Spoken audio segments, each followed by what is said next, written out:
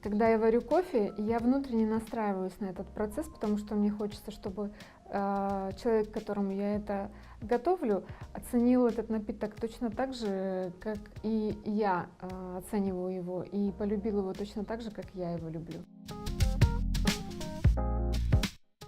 Я бы хотела, чтобы в Бахчисарае была кофейня, где кроме кофе больше нет ничего. В этой кофейне должен быть культ именно кофе.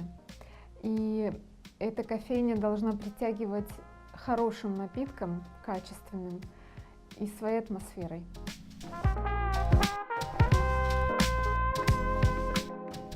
Я считаю, что лучше отказаться от дешевого кофе и пить хороший кофе, потому что прежде всего человек должен любить себя.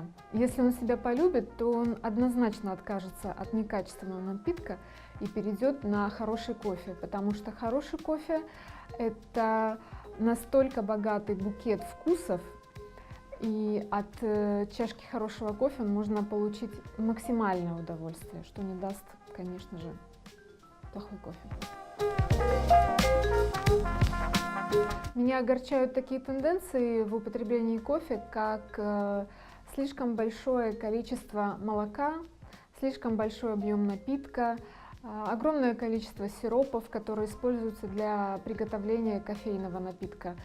Потому что я считаю, что вкус кофе – это вкус оригинальный его, вкус натуральный зерна, который богат своей сладостью и своими какими-то нотами. То есть я считаю, что лучше будет, если человек будет пить чистый напиток.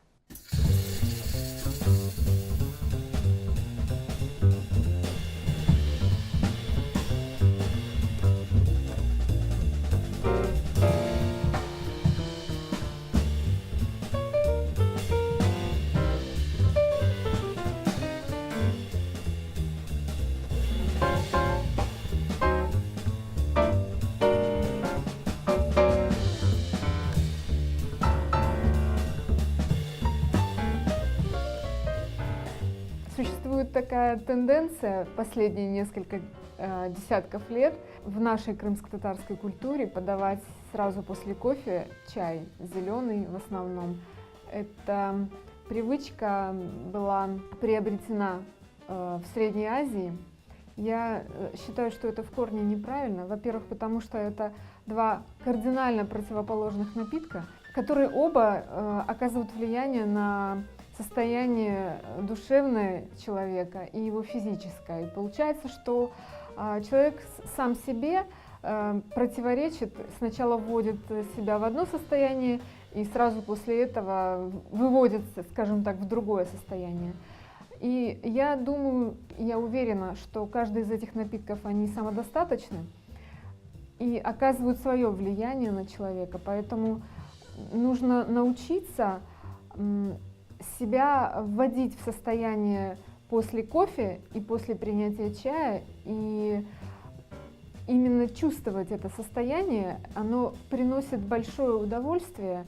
Поэтому, если вы пьете кофе и угощаете гостей кофе, то ограничьтесь этим.